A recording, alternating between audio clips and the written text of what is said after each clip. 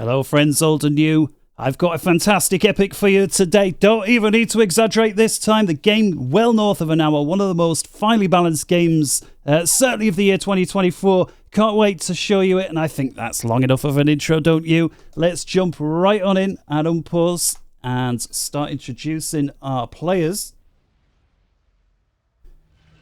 A little bit of music in there, not too loud. And here we go. All right, so Team 1 and Team 2.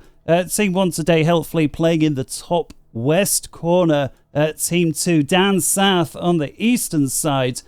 Team 2 down here 1.5 points over all the players behind. So if you take all the average ratings of the two teams, these are just 1.5 points behind their opponents.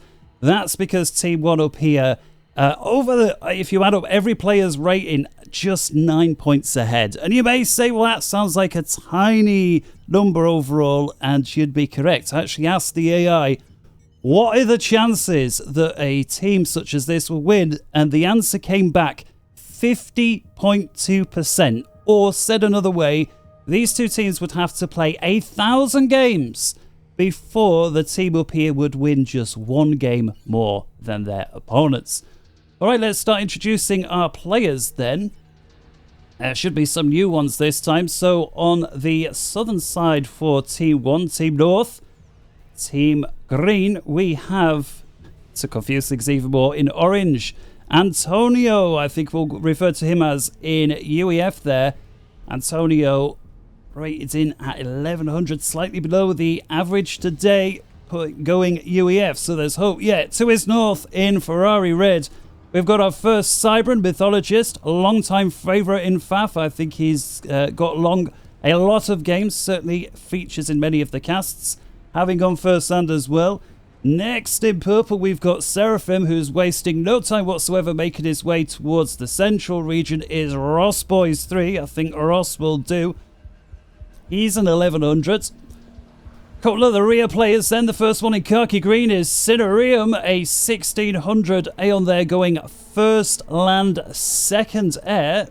1600, I think we mentioned that. His partner in crime doing air today for team number 1 is WednesdayMy. I think Wednesday's a cool enough name. Also having gone Aeon, this guy going first air and already pumping out a couple of scouts to ensure security or no sneaky surprises for his team. Last but not least, for his team, covering the eastern flank, we've got Failer, a 1600 UEF going first, second land, and third air. Just going to slow time down one tiny notch while we finish the introductions. Coming across then to Team 2, and we'll start the northernmost position in highlight yellow. We've got Count Swagula from the FC clan, an 1100 rated, also going Aeon. Lots of Aeons today. First land, almost thought about doing second air, then no doubt running out of eco, actually pausing the engineers on his build order. He's trying to get some reclaim from some trees. Things must be desperate. Doesn't appear to have access to a hydro. Is extended engineers out though. Coming to his south then in green, we've got DominicDecoco. I think Dominic will do as well. He is a 1200 UEF, having gone first land, continuing round towards the south. The two air players covering first off in Bran, ItsNotMe. He's going Cybran, having gone first land. He's a 1500. Further to his south, the other air player for the team is LCR from the GB clan. He's a 1200, also having gone Cybran. So both the air players for the southern team, Cybrans, versus the northern team, where I believe both were, yes, they were both Aeons, so we'll have to see how that plays out. Last couple of players then in yellow, we've got InsidiousNoob, a 1900 rated, having gone Cybran. He's the highest rated player anywhere featuring in today's game. And then, last but not least, I thought there was somebody somewhere. Here we go. In burgundy red is DeathLock, an 1100, having gone first land, and is already pushing out, in fact, very quickly. This is very aggressive from the 1100 rated player, straight out of base. I think actually making more distance than just about anybody else. Let's sort the music out, not too loud. And as well, for those of you who are interested. I know sometimes there are some people, so let's not leave those out. The map today is 12.5 kilometers wide, so there we go. All right. Always feels like I've finished casting once I've finished those introductions. I know some people don't like them, but would be of course rude to not say a few words about the players that are going to be entertaining you for the next hour and change. I shan't ruin it quite how much. Also a shout out to Dura, who helped prop up the channel. He joined Patreon actually a couple of weeks ago. I should have mentioned his name last time. But you know me, an efficiency. Not always in the same sentence. Yeah, so lots of mass points to be had on this one, despite the small map. Unusually small for having 12 players. Ensures there's going to be much action today. Just seen some players here making use of the transports, the Starlifters, Skyhooks, and goodness knows what else the Seraphim ones are called. Take a quick look at the teams so far so you can see what's happened actually.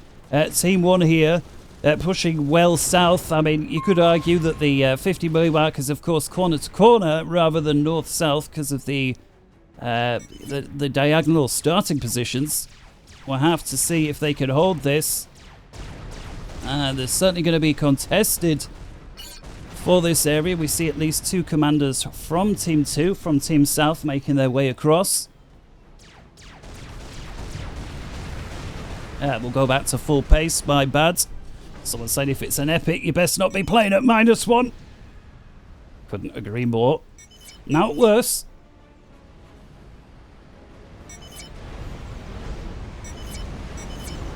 Count Swagular going past the rocks on his side. We'll have to see. We've got these nice landlocked plateaus cutting through the centre of the map there, both on the east and the western side. It'd be interesting to see if the teams use this as a sort of a natural barricade and end up forming a north-south split. We'll have to see. I have been reliably informed the game does not desync, so I'm very excited to bring you this.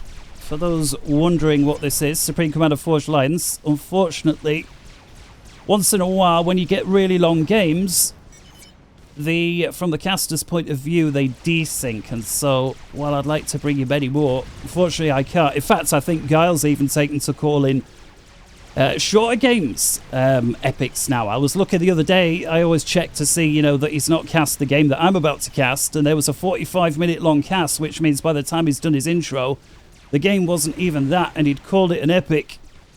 As the other 2 games that were about 50 minutes, of course I'm going back for, you know, videos he's done over the last month or 2. And I just wonder, because epics are so hard to find these days. Anyway, it's enough about my problems. Back to the game. Count Swagular getting himself the gun. That's going to be online soon. Lots of upgrades done. Other players electing to go for a faster factory upgrade. We've got at least 6 commanders here. 3 apiece. However, there are 2 further commanders here. This could make all the difference if these commanders decide to push, potentially cutting a couple of commanders off. In fact, this commander here, Antonio, of course, on the well far forward. Although Mythologist has made a decent forward operating base here with lots of factories, able to put out lots of units, providing he's got the eco to do so. Certainly at this stage of the game, should be sufficient to provide security. Rule of thumb goes, for those that are new, roughly 20 Tech 1 units, so these little tanks, so in the Cybran's case, these Mantis. Roughly 20 of these guys running around an unupgraded commander in one go. Able to kill that commander. Our first bit of action, meanwhile. First shots exchanged between highlighter green and regular green, or grass green. AstroTurf grass green, perhaps, but green nonetheless. And Failure, as UEF, got to be careful versus these Auroras. The only Tech 1 tank able to outrange the Commander. And now comes a Commander with gun as well. So Failure is going to want to bail. Being the 1600 is the joint highest player on his team. Certainly doesn't want to fall foul to an 1100. That would not be good for morale.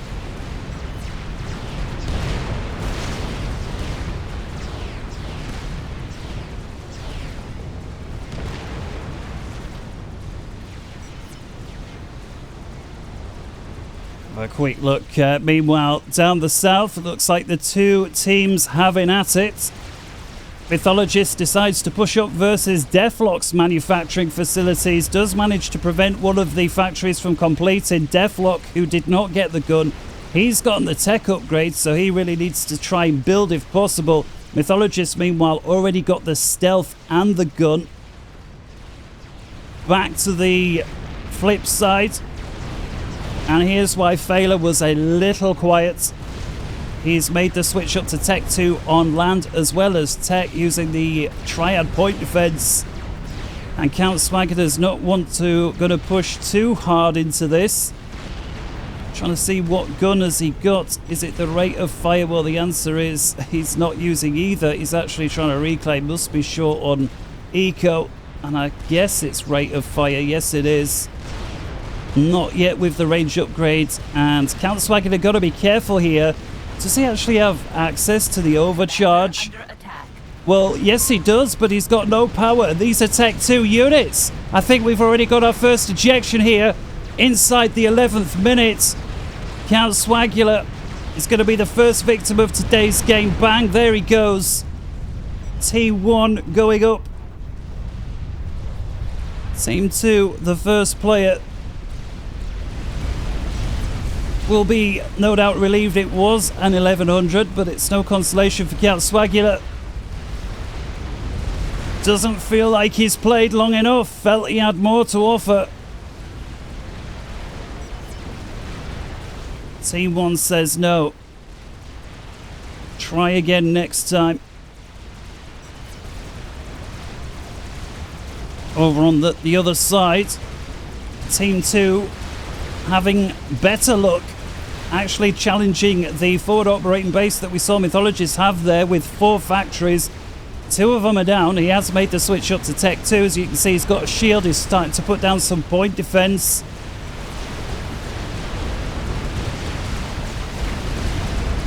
Lots of guns and explosions, rockets shooting. We've got some Corsair fighter bombers over here from LCR as well.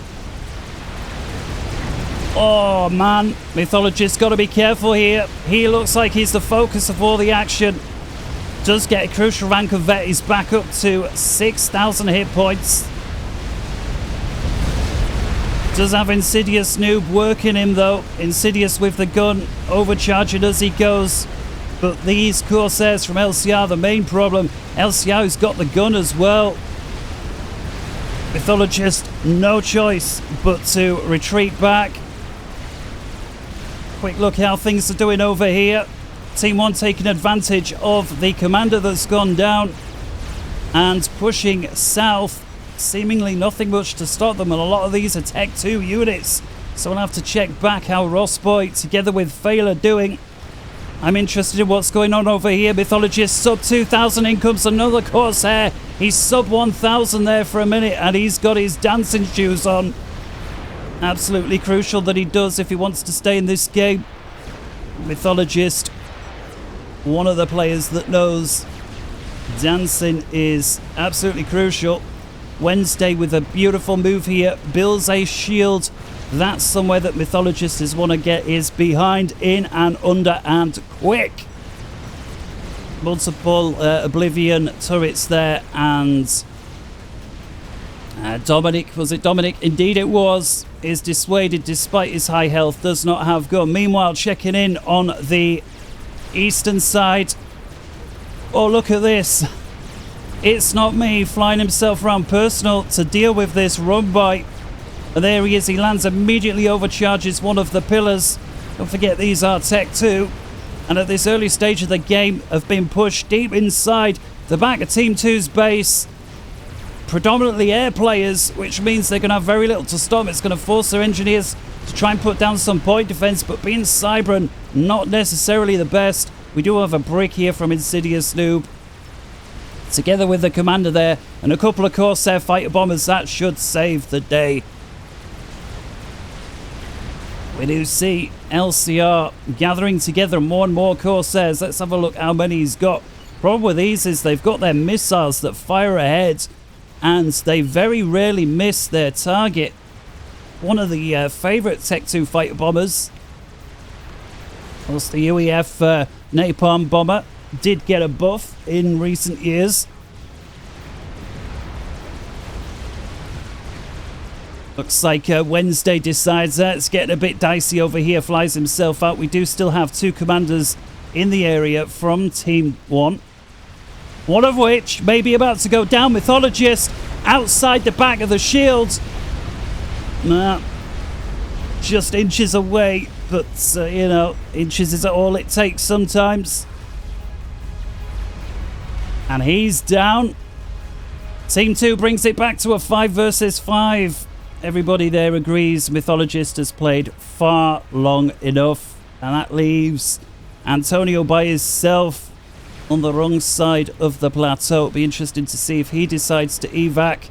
Still numerous commanders in the area from Team 2. And we've got InsidiousNoob together with LCR.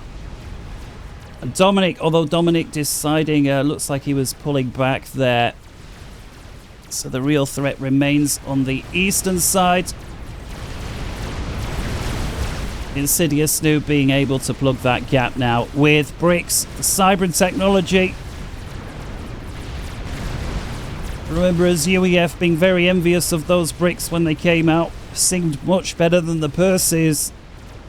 That is, of course, until you see what Perseus do to experimentals in large number, then you go, I get it now, I get it.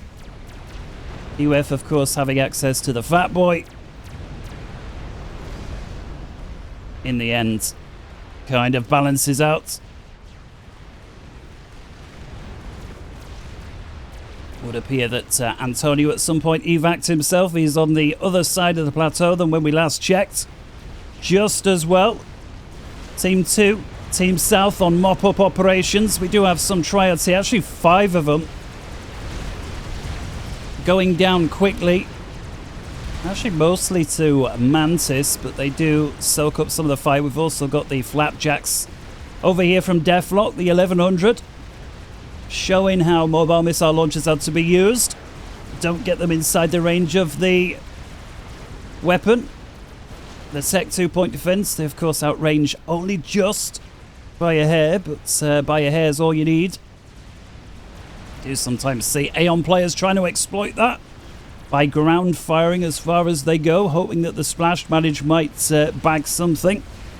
Speaking of bagging things, we've got our first tactical missile that we've seen.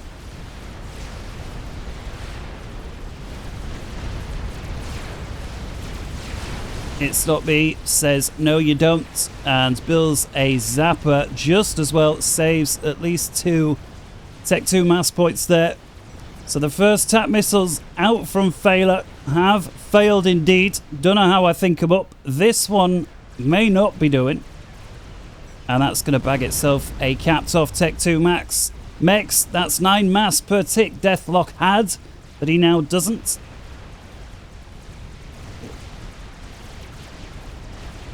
Minor little run by here from LCI. Is it just Tech 1 still? Perhaps he's just getting rid of some old Mantis. Why not?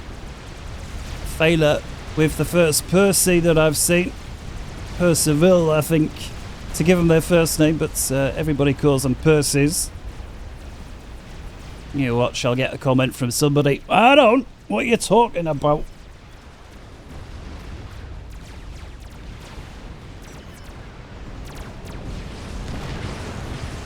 Gotta say, Failer's ability to reclaim here is wonderful. See here these engineers getting hundreds of mass each. Of course, costing far less than that means that even if they then die very quickly, they've still more than paid for themselves. And Failure, as a 1600, says, yep, I know. That's why I did it. For those new players wondering, it is the attack move order directly from the factory. So you've got to give the factory right-click, press Alt where you want it to go. So click factory, right-click out there, and then produce engineers. And that's what gives them this massive range that enables them to reclaim mass from distance.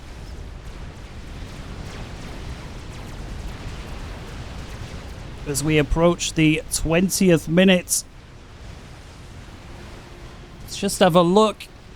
Some of these orders, what's all this checkboard stuff going on? Is it the... Oh, it is. It's Sinerium scouting orders. Look at that. He's got... Let's have a look what his team can see. Well, actually, not as much as I thought, because although he's producing non-stop scouts, they're getting shot down. Some nice team advice there from Team 1. Get out, guys. And, of course, we saw 2 of them leave. The third one getting caught. That was Mythologist. Some artillery emplacements now firing up onto the plateau, trying to soften up things. Of course, the plateaus with a... did they have... I think they did have mass. Not much. There's certainly one.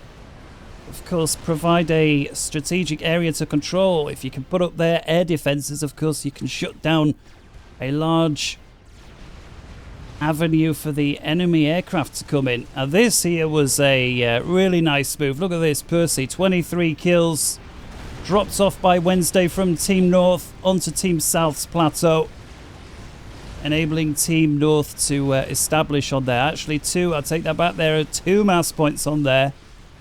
So worth fighting for in the long term for that also. So 20th minute then, let's have a look at the ecos. So both teams, look at that, 400,000. Team 2 marginally ahead by, again, this is the score. We take a look at the mass totals. Team 2 just reaching 500,000 as I mentioned it. Team 1, 10 to 15,000 mass behind, so not much at all. We're literally talking a couple of percentage points at worst case.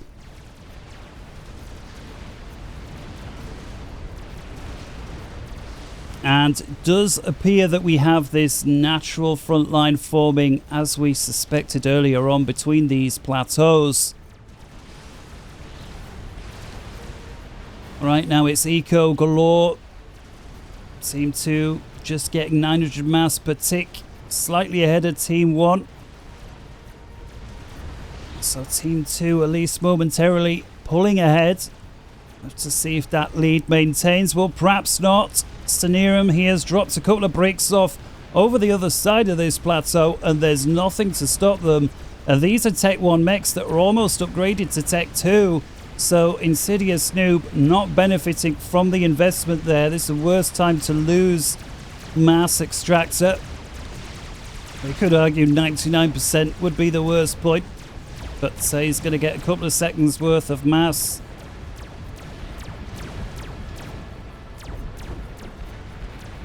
And there it goes. Sinerium knows what he's doing.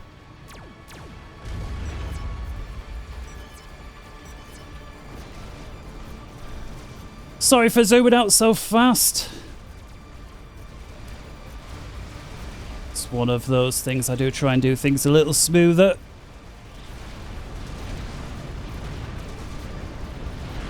Yeah, front lines forming here. I think it's time to wait for the experimentals. Can't be too far away. Let's have a little look what's going on in people's bases as the front lines are somewhat established. I think we've got fusion reactors going on. We've got air grids beginning to form. ASF building in numbers, certainly for Team 2. It's not me. I suspect Team 1. Yep, they've got their ASF. We've got artillery together with the mobile missile launchers. So where if any. Are there any experimentals? Perhaps players electing to finish off their Tech 3 mechs before going there. Don't blame them, just depends on your play style. Some more heavily on eco, some preferring the rush method.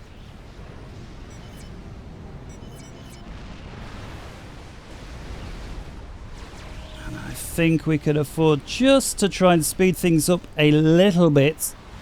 We get the front line. See these bricks over here from Sinerium, very effective. There's another Tech 2 mass point that's going down. 43 kills for this guy. If we drop back to regular speed, he's a 3-star. He's completed his mission. No further orders. It's a shame that he needs throwing away. InsidiousNoob wastes no time. Already rebuilding the mass points before the area is secure. This brick here with 26 kills from Sinerium can of course just move north anytime. Put a stop to that, and that's exactly what he's doing. Sinerium with no end of scouts patrolling this western flank. Of course, they get shot down long before they're able to complete this checkerboard patrol issue. And finally, we've got a move. FAForever deciding to push him with his purses. These were the units we were talking about earlier on. And they're moving in. And he's got a lot of them. We do see some of them starting to fall, and that's because just as the defenses for Team 2 were starting to crumble, InsidiousNoob redirects a bunch of bricks into the area, and that is going to repel the attack there. And that was a lot of purses from FAForever that unfortunately are not going to make it through on this occasion. Looks like we still have artillery wars over there. What is this? A whole bunch of flares having been dropped off from Team 1 once again over the fence. This time Percy's left to deal with pretty much the strongest unit versus the weakest if we ignore the experimental units. And there we go, problem solved. Nonetheless, all the mass points there remain. And I've just heard our first Monkey Lord going bang. Sinerium managing to thread yet a few more bricks through. Unbelievable.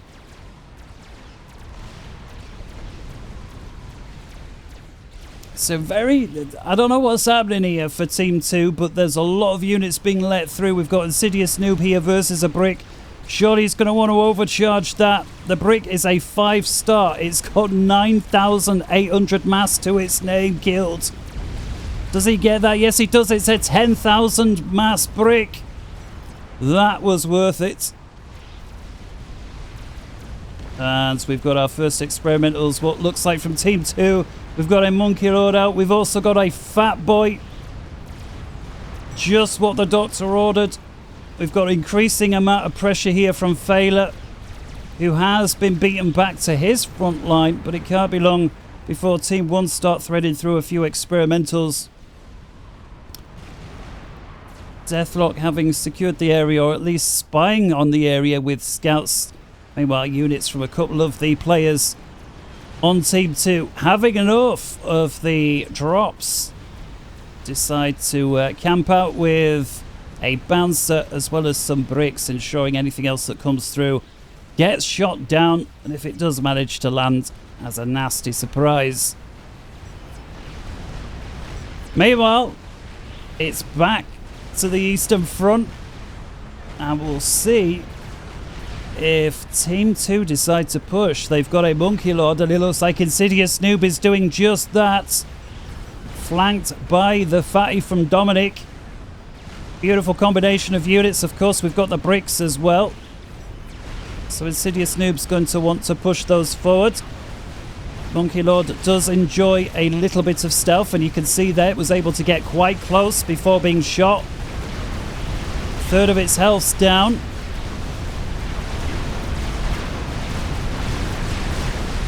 Fat Boy laying down fire. Just look how effective these Cybrid shields are.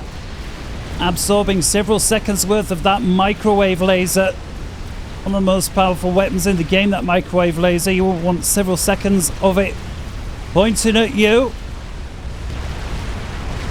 Of course, rumour has it that the Cybrans do like their food microwaved. And you can see why. Fat Boy continuing to rain north. Lots of sniper bots there. I think it was a mistake from Ross Boys to try and not finish off the Monkey Lord. Very low health. Unfortunately, the sniper bots were going to succumb anyway on their retreat. But I guess Ross Boys wasn't to know that. Looks like both teams operating to pull back after that very effective push from Team South, having cleared off what was a very well built up fortification there from Team North. But of course, lots of reclaim to be had here now, and that's going to fall into the coffers of Team 2. And Insidious, actually, rather than reclaiming, electing to repair his spider bot. It's not something I see players do very often, repair the Monkey Lords or indeed any other experimental, but you see it here now.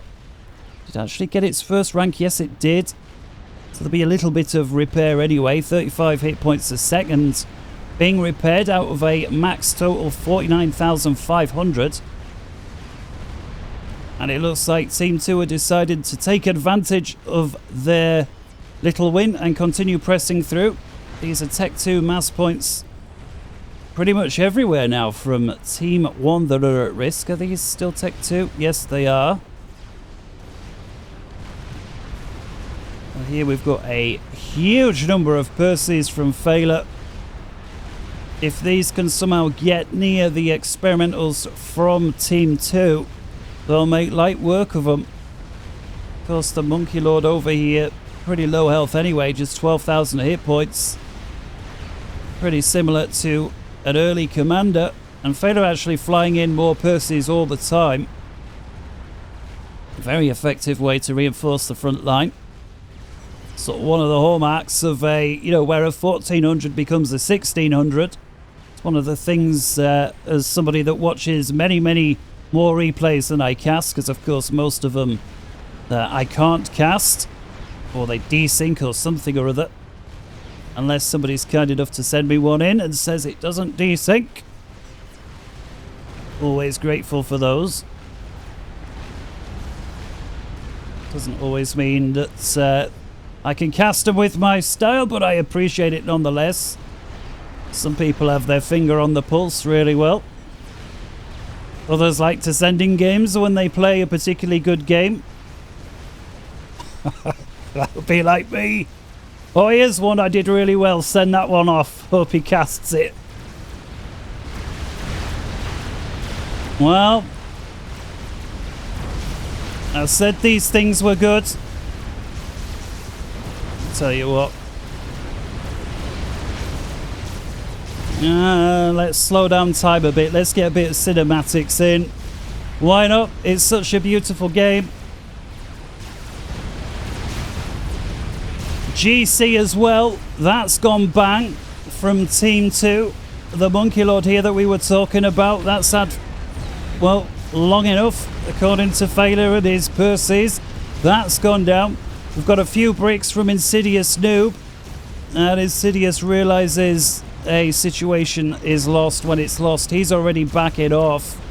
Actually got multiple Fat Boy fire now. Let's restore the camera so we can see what's going on. Yeah, 2 Fat Boys from 2 opposing teams. Dominic here, despite being a 1200, using the Fat Boy to perfect effect. Trying to keep its range at max. Trying to keep the enemy units out of their max range. Meanwhile, on the west side, ItsNotMe with his megalith covering for the southern team. Or should I say LCR? Either way, it's a dirty, browny, bronzy, goldy colour. You watch, it'll be somebody's favourite colour. As a kid, I always hated brown. Brown. God, why'd you... out of all the colours, why would you pick brown? And gradually, as you get older, it's like, oh, it's actually not too bad, is it? Some of them aren't. The less offensive ones, anyway. You've got some nasty-looking browns, haven't you? Anyway, we'll leave that there. Some of you might be eating. And it looks like both teams with just enough to hold the line. Just enough. Just out of curiosity. Oh, maybe. LCR showing signs of... there's a lot of bricks waiting for him. We've got a chicken as well. It's like Ross Boys 3 taking control of all of that. Has caused Antonio to lose a lot of the front line structures, though.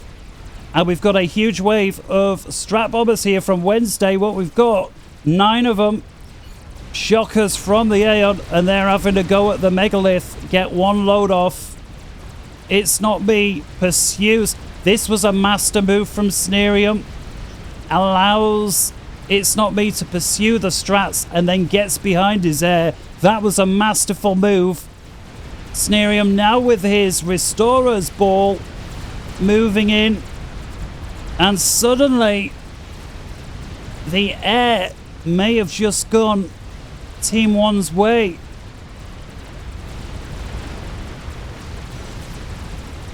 Oh, nice move there from ItsNotMe. Pursues the Restorers. Temporary mistake from Sinerium, splitting his air apart. Restorer Ball, of course, with a huge anti-air capability. Both players elect to back off. It was pretty close, and that looks like a Billy Nuke going in to 2 fatties. Beautiful shot. We'll have to wait until the explosion clears to do a BDA. Actually, not that much. Did take out the shields, though. And now the Fat Boy eating fire from the opposite Fat Boy. Actually, that may have been a beautiful stroke. Does he get it? Yes, he does. Beautiful team play from the Southern team. We'll have to take a look at who fired that Billy in a moment. Checking back on the western side. A wall of bricks here from Ross Boys 3. Seems to be about the only units left, but a brick wall. I mean, when your other players have got nothing, still very effective. Certainly outnumbers the opponents, but Team 2 getting more and more units into the area all the time. I think the moment to push from Ross Boys may have just fizzled out. Looks like he knows it. He's backing off as well. But yet another fatty from the northern team. Antonio, what was that? A defense sat. 35 minutes. DeathLock with a defense sat going north. Actually, wouldn't be the worst tactic in the world to use it against a Fat Boy. They're very weak. Meanwhile, on the eastern side of things, gotta say, nice breakthrough from InsidiousNoob, but what I like even more is Fader's continuing use to drop these high-value Percy units in where they're required, and that's going to shut that attack down before it unfolds. Bit of friendly fire there from the strap bombers of Wednesday. Probably destroying more friendly max than the enemy did. Ball of Restorers here versus InsidiousNoobs. GCs, bricks, harbs, and this is disheartening. As Team 1, just without any restrictions, just sending a ball of Restorers. Let's have a little look. Down goes one GC.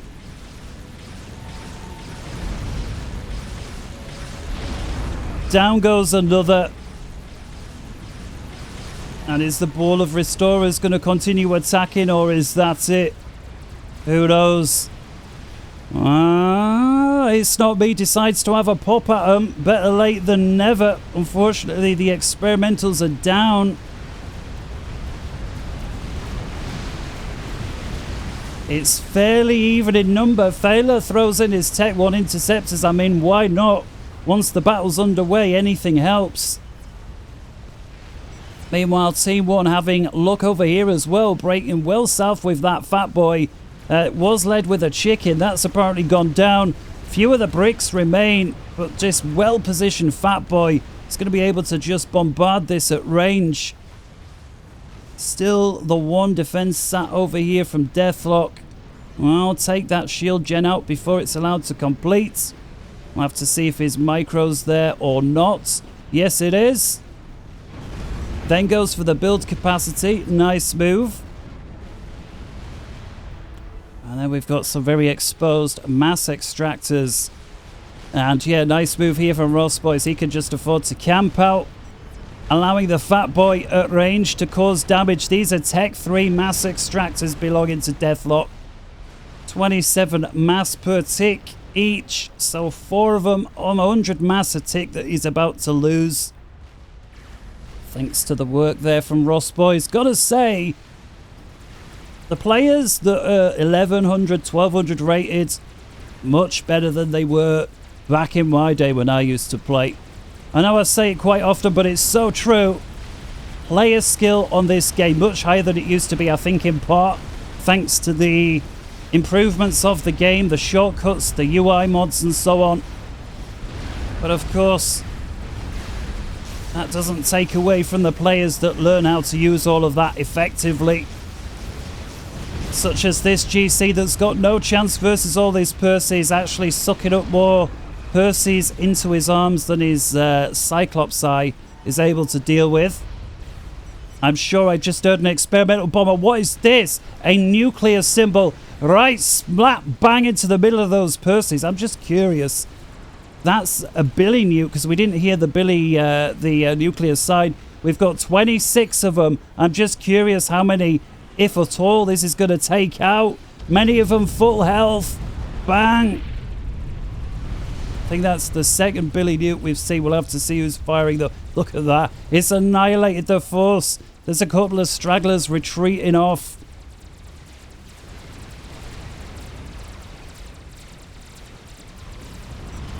Hearing a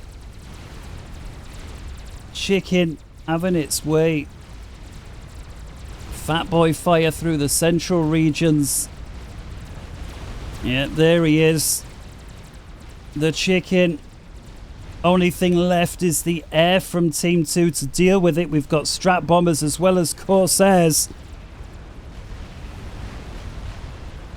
As we approach the 40th minute, if you are enjoying the game so far, do feel free to leave it a like. If you're one of those that don't like leaving likes, well, I can't argue, can I? I don't often leave likes under a video, so I fully understand, but... Is the chicken gonna go down? Just 2,000 hit points remain. Another volley from the Corsair fighter bombers, and that is that. Team 2 actually looking much stronger in the air than they did 5 minutes ago. And actually a bit stronger overall. Well, we got 3.4 million versus 3.04 million. Favouring Team 2, that's the score. In terms of mass, Team 1 actually slightly ahead. 100 mass per tick. In totals, look at that, 2.59 million apiece, 2.6 million apiece. It doesn't get much closer than that, ladies and gentlemen. Wonder if my voice is going to hold out. GCs decide to push this time much more cohesively. They've got a shield and a lot more supporting units with them, and that their comprehensive win. Team 2 also pushing out on the western flank as well. So Team 1 in a spot of bother. Failure doing anything but failing, I have to say. He's very successfully been holding off the advance from Team 2, preventing them pushing much further. The use of Percy's together with those Fat Boys shows just how effective UEF can be when used well. Of course, countered very effectively by that Billy, who shot the Billy from Team 2. It must have been Dominic is the... Oh, it could have been DeathLock. Let's have a little look. Shouldn't assume things. It's not DeathLock. Ah, there we got it. There is the Billy. And he's a Tech 3 commander as well. Ensures that he can recharge his Billy quite quickly. Oh, something as I thought it'd just blown up, but no, it's the experimental bomber from the Seraphim. Ross Boys 3 decides, well, if you're going to build Tech 3 bombers, I'll go Tech 4. In it goes. There's the pings, no doubt from Team 2 to say, attention on deck. Bomb goes bang. The 2 Tech 4 units go. The Fat Boy's shield is over half wiped out in just one volley. Numerous Fat Boys versus Fat Boys on the eastern side, although one of them goes down. For Team 2, Team 2 does have a perimeter monitoring system over here. We'll take a look what that means. That means that they can see the following. As you can see, actually, intel for days here. Bang, there is a Billy Nuke. I'll tell you what, if ever there was a place to fire a Billy Nuke, that would be it. In comes a shed load of strategic bombers as well. It's not me, and with it, 2 of the 3 Fat Boys are killed in one pass. Billy Nuke's still coming in. Here it goes. Well, so many engineers there as well. Bang. Very nice target. Some of these experimental bombers from Team 2 carrying on into the back of Team 1's base.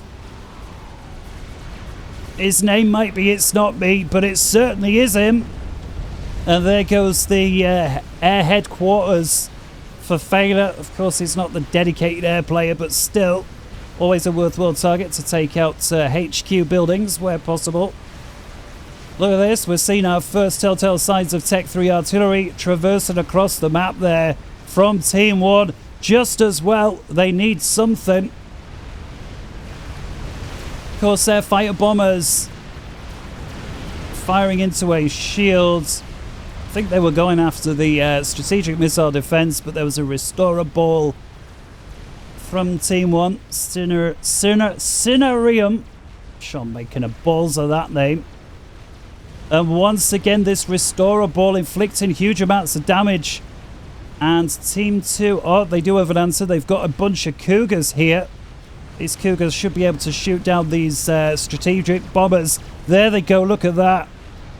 A watering can. Here's the experimental bomber. Oh, that's a beautiful bomb. Turns away to avoid all of that flak. Guess we could call it radar-guided flak versus the Tech 2 flak. And there's our first nuke out of the game, our first true nuke. It's Wednesday. He's fired it. The question is, will it impact? Experimental bomber continues to go after the experimental units. And there's the restorer ball from Sinerium. And I think they will be able to put a stop to it. There's the nuke. Oh no. Oh no. That is a very valuable target there, Dominic. Couple of quantum gateways. Just manages to get himself out of dodge. Nice pickup. I just wonder how many kills. Let's just slow time down just a bit. I just want to have a little look what people have got in their bases. So 102 kills. It's a 5-star nuke in one shot. 102,000 mass.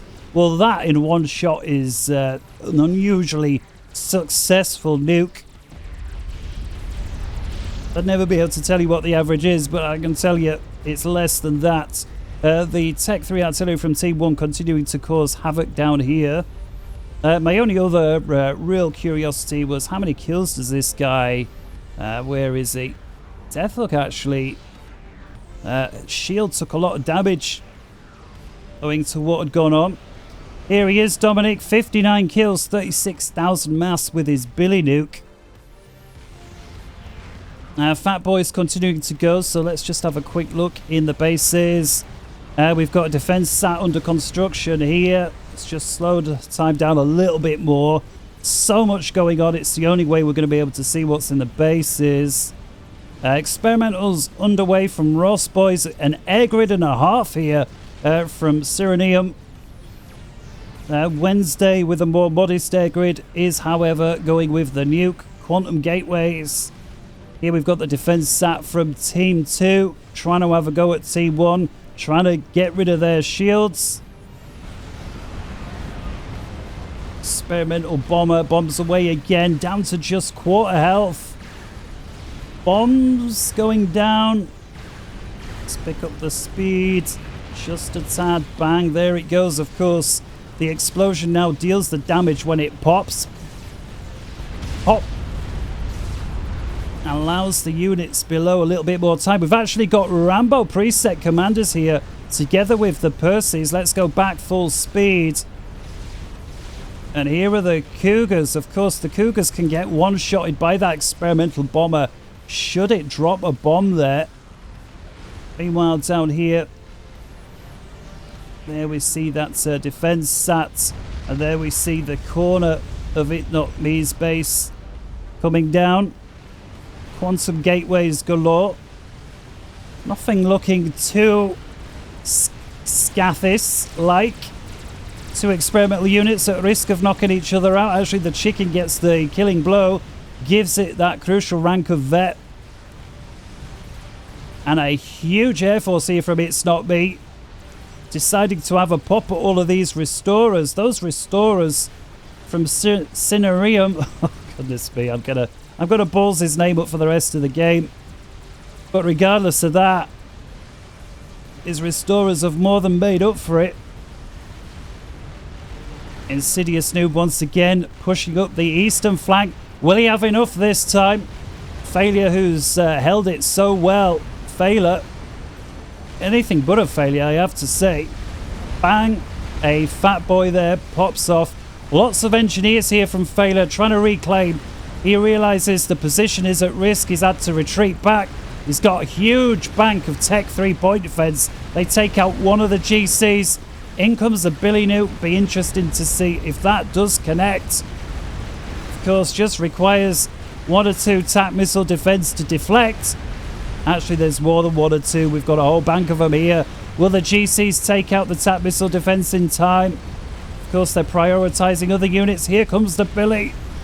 And it seems not. And there they go. The Billy is finally shot down. And there you're treated to. Look at these units getting sucked up.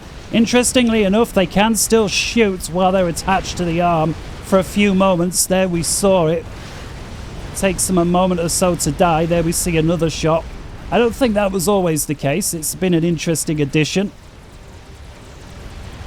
Team 2 trying to break out here as well, but there seems to be just enough from Team 1 with their experimentals, the experimental bomber, and of course their ball of restorers to keep the Team 2 out of their base.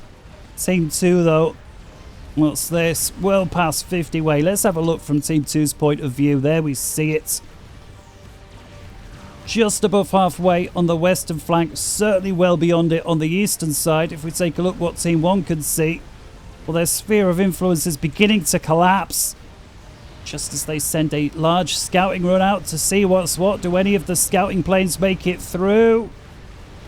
Well, one plane sees just about everything.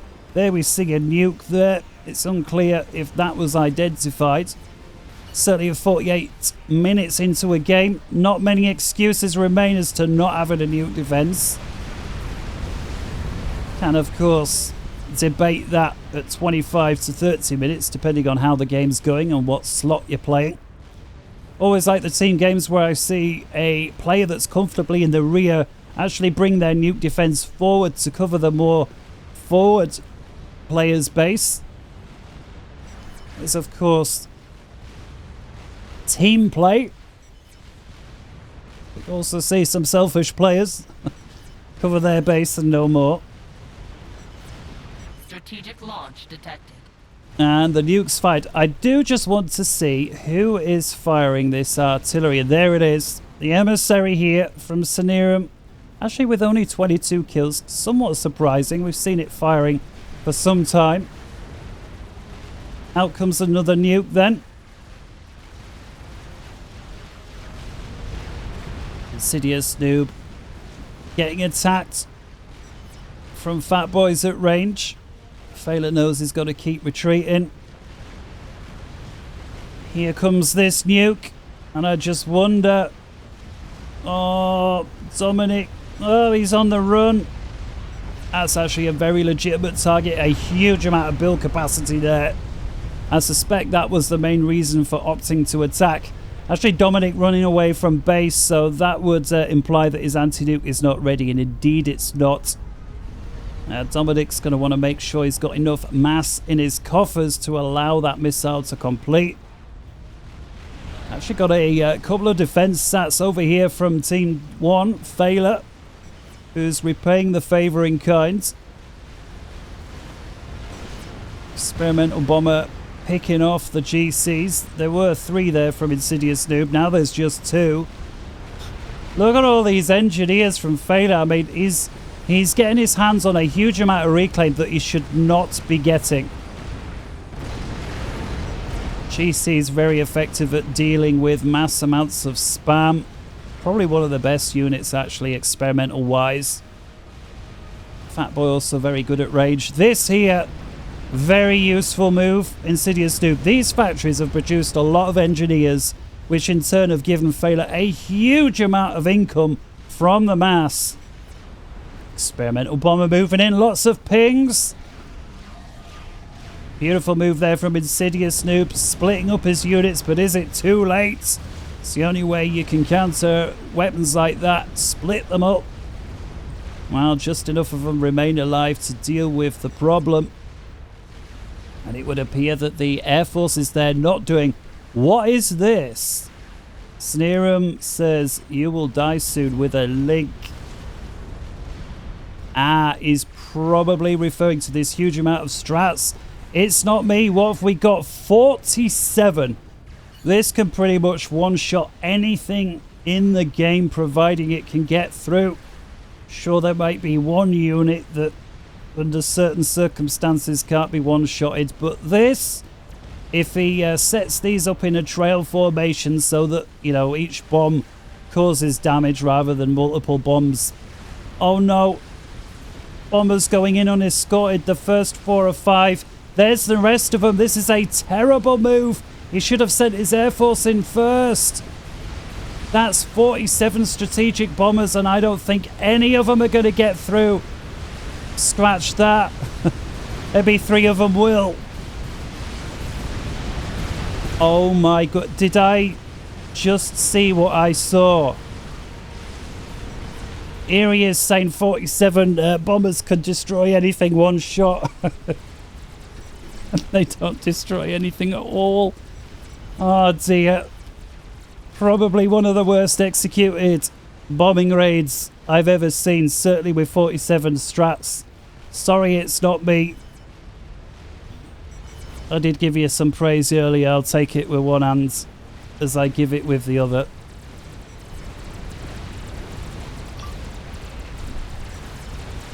Sip of water there.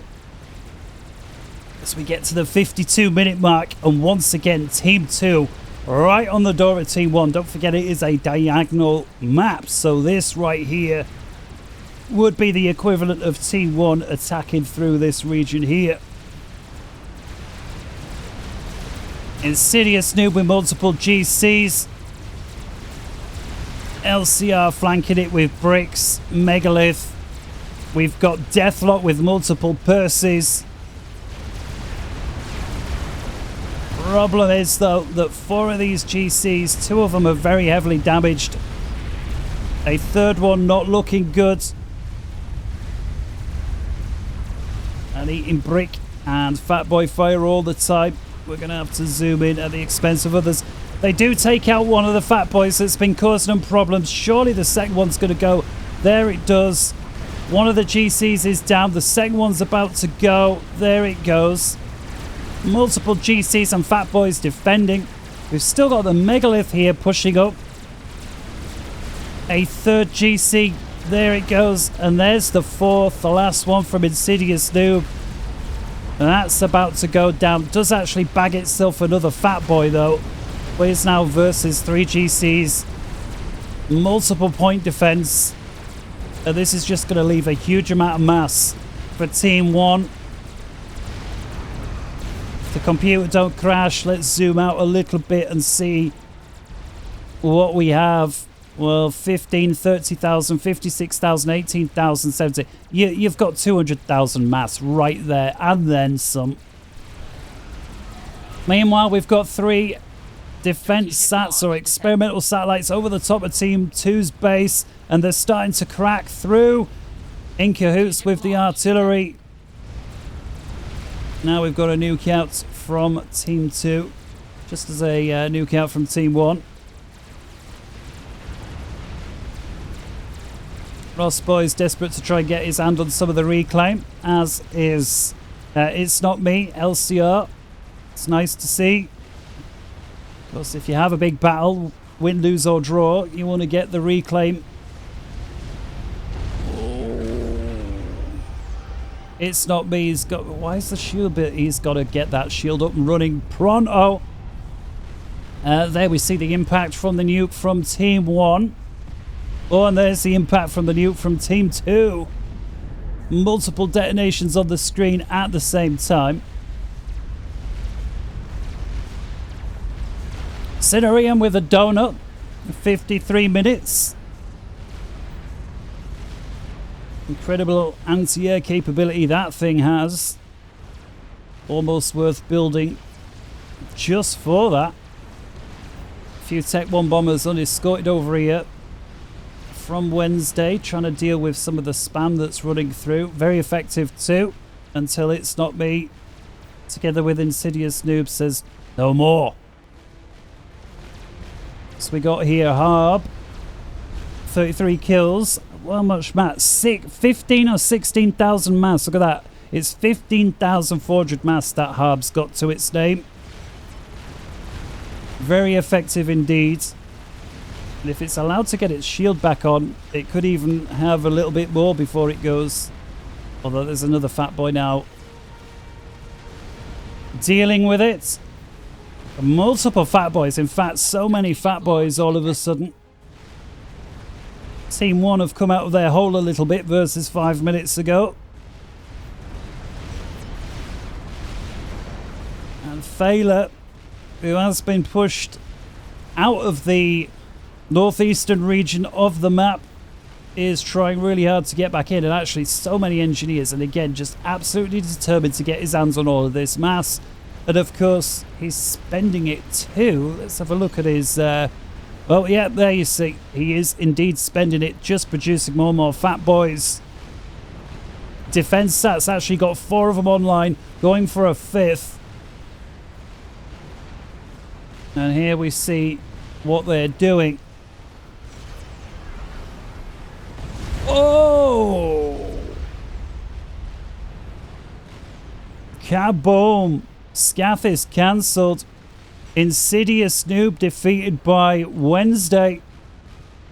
Apologies for not getting the camera over there sooner to see exactly what was going on. You may have to, unless you missed it, just rewind the view and see on the minimap. But that right there is going to hurt. The strongest player in the game, the 1900, taken out. And Team 2... well, they're still well ahead. Look at this. 2,700 mass per tick versus 1,600. We'll have to see, though, if losing the top player is going to begin the crumble, or whether having about 1,000 extra mass per tick will enable the team to just ride on through. Of course, he's only the 3rd player to go down in almost an hour. But when you're talking artillery and 4 defense stats, if they break through the shields, they can kill very, very quickly. We see It's Not Me here, undercover, but of course he's putting lots of assistance onto these shields, who of course has a disruptor of his own online now, not yet with any kills. See some nice assistance here from DeathLock with the drones assisting the shield. Once again, team play in a team game. Lovely to see. This time nukes as well as artillery from Team 1. I wonder if they'll be able to pick anything up. We've still got that solitary defense stats over here. Surely it's not managed to not get a single kill. There must be another one somewhere. The nuke impacts.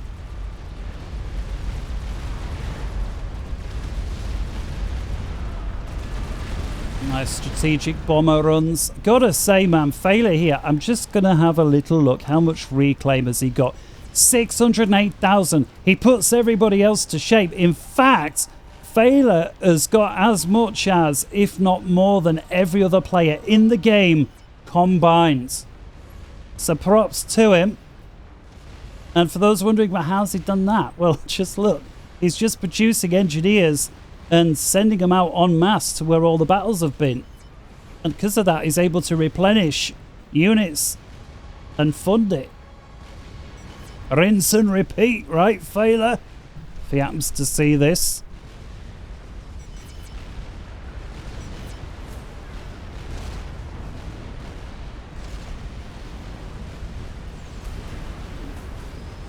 The problem with this technique that FAForever's doing, and this is from Team 2's point of view, is he can focus all his attacks on one area, which then causes Team 2 to reinforce that area, and then at the flick of a switch, he can then decide, oh, I'm going to go over here or wherever, and of course focus on the areas that haven't been reinforced, and suddenly Team 2 can be left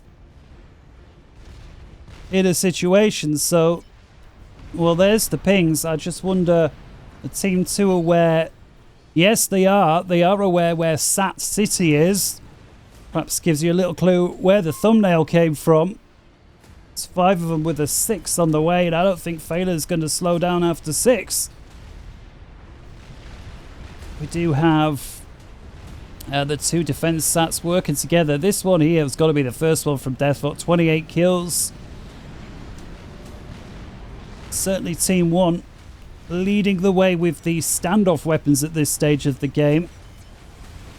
And in large part that's because Team 2 got right up to their front door, were able to break through and left a huge amount of reclaim behind. And I think that's starting to tip the game into Team 1's favour. Although we've got another attack brewing here from LCR, and he's going to want to push.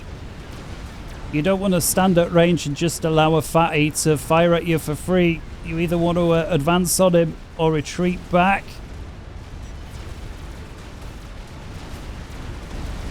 Not the best front in the world. DeathLock here, allowing FAForever to eat into his flank. Whoa, what was that? Artillery shell flying right past the camera there. Almost took my eye out. And it looks like, oh, look at this. Team 2, I think, have concentrated their efforts on the sats over here.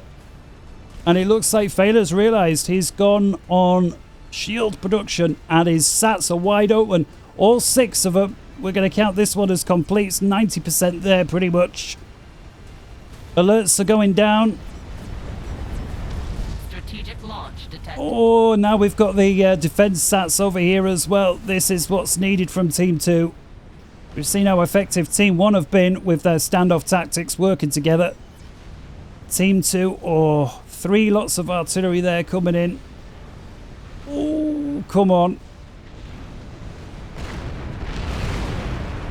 I feel like a lot of what hangs off on this game hangs off what goes on here. There are so many defense sats. There go one. Come on, you need to micro a bit. Go for the shields. Go for the shields. Oh, there are 2 defense sats in the area now. Artillery continues to rain in. Oh. In comes more. Oh. Surely that one's down. Yes, he is. And the shield. 2 of the other sats are heavily damaged. There goes the sats at the back. Come on, a bit of micro here. There we go. Shield down. Shield down. Get this one. Oh, and that got the shield as well. FAForever and his defense sats are beginning to fail. There goes another. 3 of them remain online, including that one that's almost finished, although it's taken a lot of damage. See, the nuke is also out from the southern team. We'll have to see where that goes. Is this sat going to go? Surely. There he goes. A bit of micro on the shields. That's it. Oh, in comes another wave. And there, come on, finish the sat off. There it goes. Just 1 sat remains. In comes a beautiful artillery round. In comes another one. And suddenly FAForever is down to just 1 defense sat. I think that's enough focused in on that area. There's the explosion. Looks like Sinerium gets out of dodge just in time. It's unclear what other units were in the area, but he gets a couple of GCs out of the area as well. Well, that is a lot of the standoff capacity or capability from Team 1 that's just gone bang. As we're officially in the mark of epicosity, having passed the 1 hour, and don't my voice know about it. So if you are enjoying the game, do ring that dinger.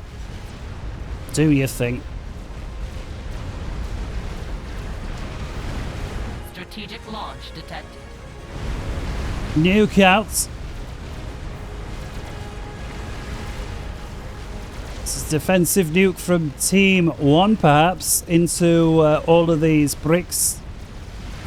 LCR's going to want to push through that. This time it's Team 2's turn to be on the defensive. First time we've seen that for a while on the land. Here comes the nuke. Does appear that LCR's gotten... Oh! I was going to say past the worst of it. I don't think he has. And that is a nuke and a half. Actually, I think it's taken out the megalith. Don't always see experimentals succumbing to nukes. But today we do.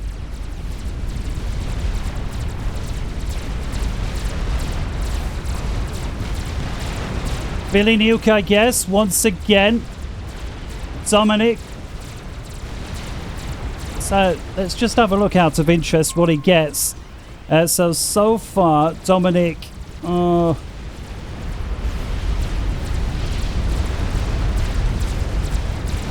unfortunately, the stats are somewhat obscured with all what's going on, but that right there's a nuke, a Billy Nuke and a half, right into all of those fat boys.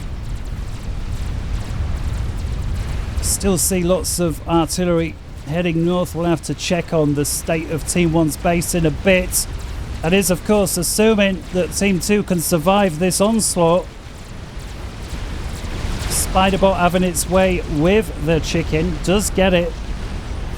Experimental GC's next, thanks to all these purses, flanked by a shed load of fatties. And the Air Force now from Team 1. He fancies a stab. We've got GCs going down the western flank, and this time it's a role reversal. A comeback. Team 2 are losing their lower western flank. They still hanging on by the skin of their teeth versus this predominant onslaught with the fatties, but there's plenty more. We've got a donut. We've had chickens, bricks, purses, GCs, you name it. Team 1 have chucked it towards Team 2 and are now completely saturating the skies above Team 2's base. They're going to want to get producing some SAM sites and pronto, because there's a donut moving in. And Sinerium knows he needs to strike while the iron's hot. Team 2 are not going to allow this to fester. Go back to full speed. Couple of defense sats over from Antonio. And here comes the donut. Surely this is going to break through. It's not me. The donut passes right overhead. Interesting decision. Donut continues to make its way back. It's still half health on the shield. Oh, and it's going after the artillery. It takes one down. Slow time down and have a little look. There it is. Oh, bollocks. There we go. There's the second artillery piece. Oh, and he doesn't finish it. For reasons unknown, the donut moves on before he's completed the destruction. Perhaps an oversight. It's not me. LCR, together with the rest of Team 2, will not mind that one bit. Oh, now the experimental bomber as well. Finally, we got some anti-air capability coming online. Look at this. Tell me this isn't a beautiful game. Some of you might be thinking, yeah, what is it? It's a 15-year-old. A real-time strategy game is what it is. And there's a reason thousands of people still play it every day. Down goes the donut. I think we'll restore the pace once more. Granted, not every game's quite as exciting as this one. But it's always fun to be able to find a game like this and cast it, bring it to you guys, and then to get a comment, hey, what's this? Where can I get it from? Makes it all worthwhile. Down goes the experimental bomber. Bang, lands right on top of the donuts. Actually, it's not me somewhat lucky there that didn't lose more of his base. He's got a disruptor of his own that's almost online. And of course, a shedload of mass now to help fund that. Alright, back to full screen. Or zoomed out view, we actually see 4 artillery pieces here from Team 2 still making their way in. And if they focus down, I'm sure they can do some damage. In comes another round. Oh my goodness, that shield popping on just as the round was about to hit. Sinerium's air grid, and that is an air grid and a half. We've seen how effective his air's been all game. Not forgetting the restorer balls.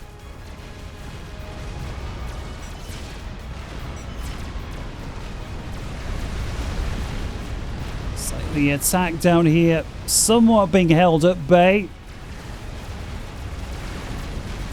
And its standoff was almost ready to call this game a couple of times. As it stands, Team 1, the first team to hit 10 million on the scoreboard. In terms of mass, it's 6.7 million mass apiece. Just 40,000 mass between the teams. Less than 1% is splitting the totals over the course of the game. When I said it was finely balanced, I meant it. And apparently the player ratings hold true.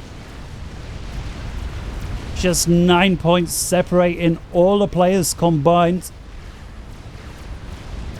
As we said, just 1.5 points or so if we average that out between all the players. Here come the artillery. And together, looks like we do have a defense sat once more. I am sure that the defense sat shot right. 2 defense sats together with this amount of artillery. Again, it requires a lot of micro. Oh, come on. There, go there. Oh, beautiful. Beautiful. Just don't get tunnel vision. Oh, goodness me. Look how far Sinerium's come. The entire southwestern flank has been cleared out. Support commanders going up right within the base of Team 2. Bang, there it goes. A border restorers and seemingly nothing that Team 2 can do about it. ItsNotMe sends a token ASF Air Force at the restorers, but I don't think it's anywhere near enough. Sinerium actually does elect to back off. Interesting decision. Don't forget, just 3 players down out of the 12. 75% of those who started over an hour ago still with us. Subcom head will begin to be kicking in. Oh, what's this? The YOLO. That is the target in question. The experimental nuke launcher, and it's almost online.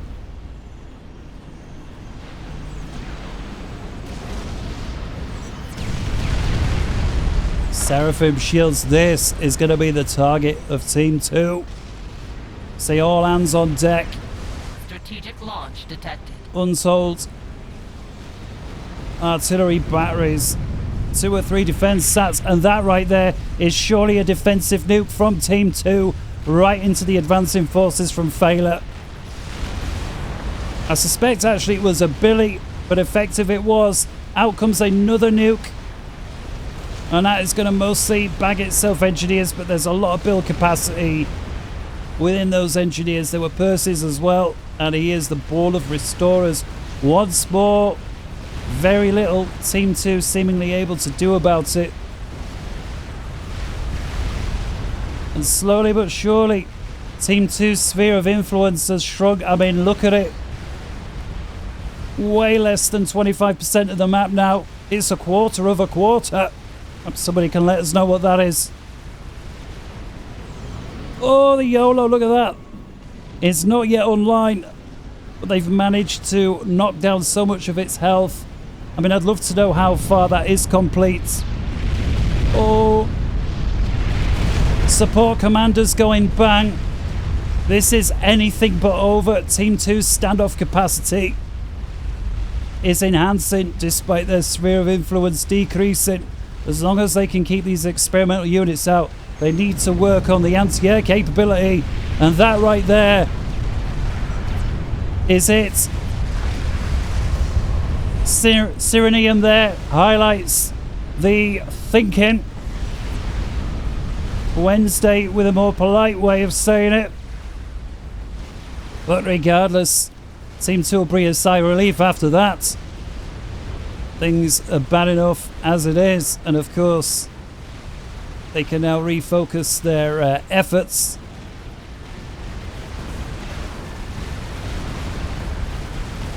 Yeah, this is this Baller Restorers from Sinerium.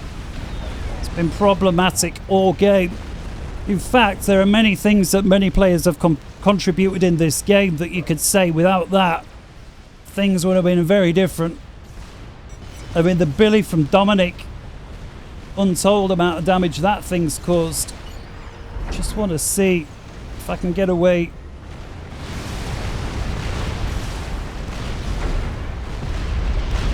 I just want to see that 44,000 mass killed with his Billy, and of course, all of that was pretty much Tech 3 units advancing on his base. It's not clear if he ever actually bagged himself a fatty, but he certainly inflicted damage on him. Look at the cheek here. Wednesday reclaiming mass almost within the base.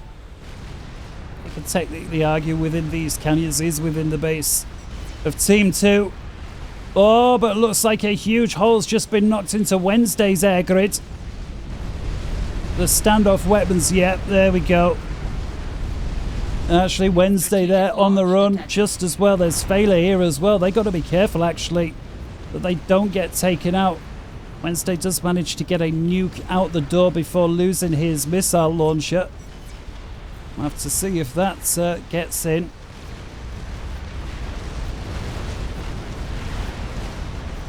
Couple of GCs approaching, both very heavily damaged. Surely the Megalith's going to bag them. There's one. Megalith trying to tiptoe back to the shield. There's the second GC, might just make it. Does have a defense sat overhead. Oh, what is this? What has Wednesday been amassing here? 19 strategic bombers. He's also gotten control of some more bombers here from the UEF. 7 ambassadors. So that's 26 strategic bombers. Perhaps he'll have more luck than ItsNotMe did. I can already see the comments section now giving him a hard time. Don't worry, man. We've all had major screw-ups.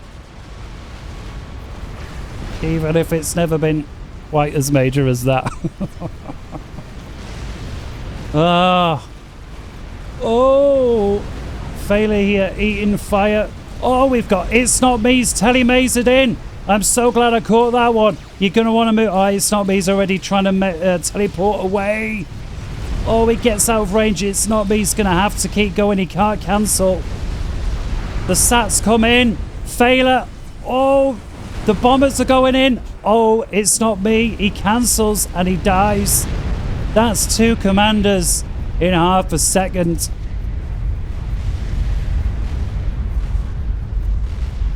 Failure and ItsNotMe, perhaps 2 of the best players that were left in the game. Certainly had a lot to talk about from those 2, both down. Could argue it's an even trade, despite one technically rounded off to 1600. Makes it a 4 versus 3, favouring Team 1. Team 1 now with a large hole in their base. Team 2's base looking more cohesive, but controlling a much smaller area. Perhaps Wednesday's got the answer for us as we approach 1 hour 13 minutes. Is it going to be the unlucky 13th minute? Well, there's the ping, and it's unclear what the strap bombers have done there. I think it's been a misclick. Either that or some of the pilots have gone rogue. LCR with his limited air force sends it in for this stage of the game. And that's unfortunate. Ross Boys tells him about his strats, and Wednesday, yeah, couldn't agree more. Naughty is the word. Artillery continues to pound this back. And this is where Team 2 need to refocus their artillery. I think it's firing at just anything at this stage of the game. You know, you want to focus in on something. And it looks like Sinerium could potentially be that target. And they're focusing in. The Sats certainly are. There's 3 of them. He's trying to build more shields all the time. He's got a lot of build capacity. And I say there's 3 of them. I take that back. There's 5 of them. And artillery. I think Team 2 have made the decision to try and go for the strongest player. Even if it is just by 100 points. And they've broken through. They've taken out the shields. Sinerium is at risk. He's on the run. In come the sat fire. He is shielded up himself. But that's not going to last long with this many sats overhead. War build capacity sent into the area. Trying to get more shields all the time. My goodness. Talk about a nail-biting game. Absolutely ages since we've had a cracker like this. As I said, the longer game's much rarer these days. The tempo of the game certainly has picked up.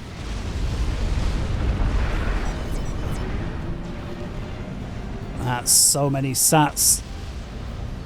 Strategic launch detected. Out comes another nuke, also from Team 2. Team 2 looking in a much better position than they were just 5 or 10 minutes ago. Comebacks from combat, and could this be it?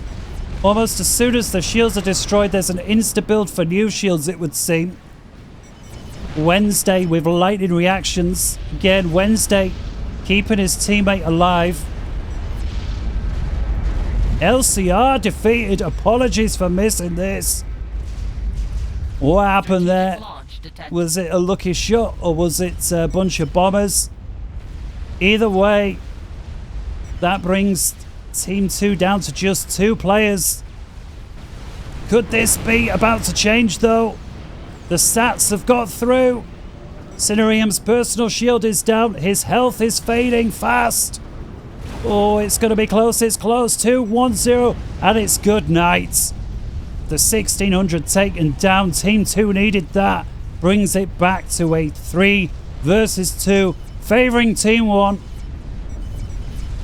Just 5 of the 12 players remain. Interestingly enough, all the highest skilled players are down. Highest player that remains is Wednesday of 1500.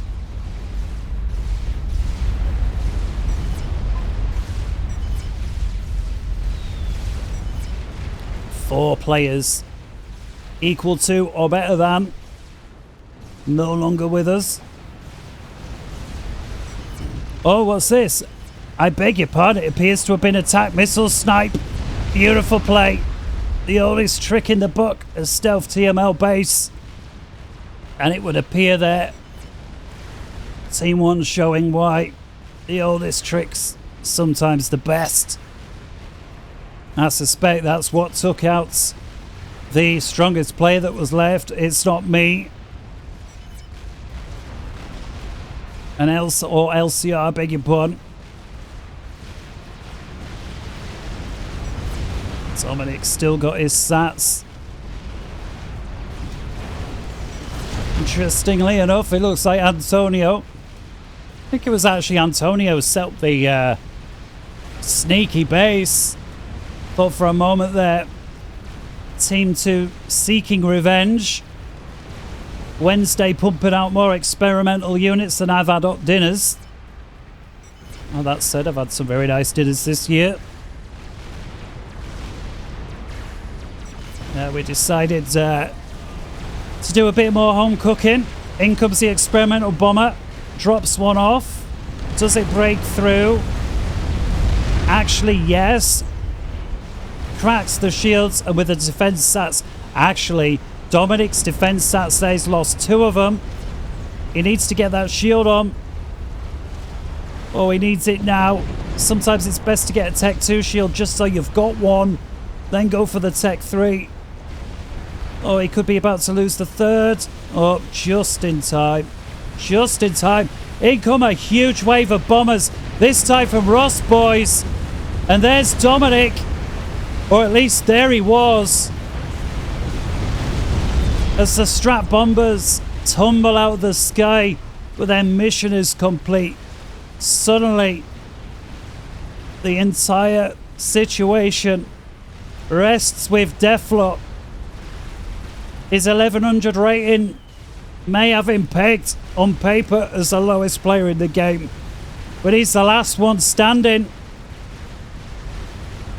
And at 1 hour 18, you gotta wonder, can he make it happen?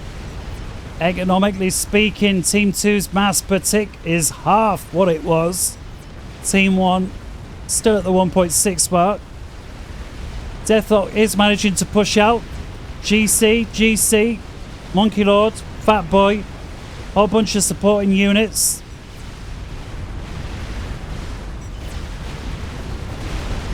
Wednesday still making an annoyance with these restorers. Seems that Team 2 have finally learned their lesson, put some anti-air up. Problem is though, Antonio's still overhead with these sats, and I think DeathLock is going to be task saturated at this stage. APM will become a problem, not only because he's by himself, but of course been playing for 1 hour 20 minutes in a few seconds time. Strategic launch detected. Oh, the artillery is still raining in, and Antonio's base is at risk of going bang. Antonio is there. I'd like to give a shout out to all of those who help make mods for this game, especially the UI mods that I find so helpful in casting. You can see there the commander icon larger than the support commander. Very useful add-on, very minor, very simple, but so helpful. Wednesday having fun with his mech marines. Of course, tying up the targeting abilities and the weapons of his opponent. I'll get your strong unit to fire at my weak unit and hope that you get your knickers in a twist about it. Oh. And yeah, it just appears that the APM of DeathLock is tied up. And he's at risk here. I mean, DeathLock, he's got to be doing shield micro of his own. He's trying to get another artillery piece online. Oh, he needs to get a new shield online. He needs to forget that and build a shield quick. Strategic launch. Mass Fab goes with it. A whole bunch of hives. There's a disruptor at risk of going bang. Get a shield built, man. Come on. There it is. It's a nice Tech 3, builds nice and fast, saves the disruptor, get another shield. There we go, that's nice. Now you can start rebuilding, but as we say that over there, he's losing over here.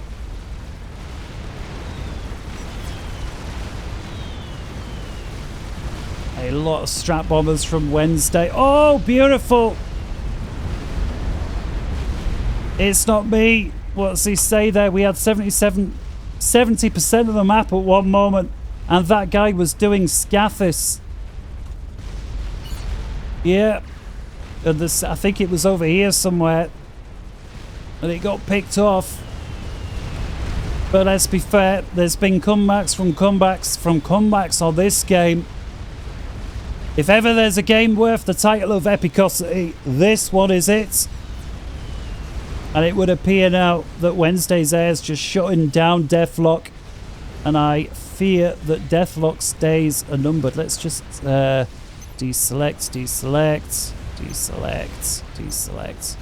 Okay, 31 strats and 16 restorers for Wednesday. The strats are the problem. More coming out all the time. I think we can see where this one's going. Team 1 have given all their eco basically over to Wednesday. And could this be it? Where is DeathLock? There he is. Shielded up, but he is far forward. Here come the bombers. I suspect this could be it.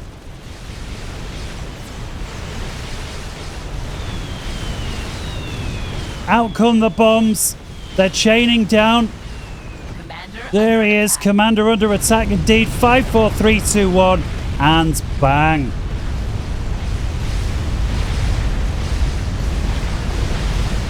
Ladies and gentlemen, what a fantastic game that was. Supreme Commanders, friends, patrons, supporters of the channel. Thank you so much for watching, and until next time, wherever in the world you may be, good morning, good afternoon, good evening, and good night. Huge shout out to all the supporters of the channel. Can't wait to do it again. I've actually been asked to do a guest appearance over at FAF headquarters, so must have done something right at some point. Either that or they're desperate. Who knows? But until next time, thanks again. Take care. Bye-bye.